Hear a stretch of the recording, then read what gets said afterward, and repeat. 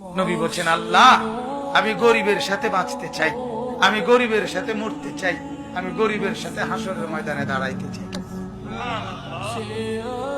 আমার উম্মতের সবচেয়ে দুর্বল, আমার উম্মতের দিন আইনা দিন খায়, ওই লোকটাও যেন বলতে না পারে, হায় নবী কি আর, নবী তো ছিলেন রাজপ্রাসাদে, নবীর তো ছিল স্বর্ণের পাহাড়, উনি আমার দুঃখ বুঝবেন কেন?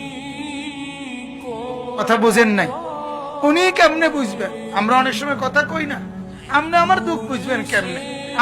আপনি থাকেন সুখের রাজপ্রাসাদে, আপনি বুঝবেন কেমনে দিন মজুরের কষ্ট কি?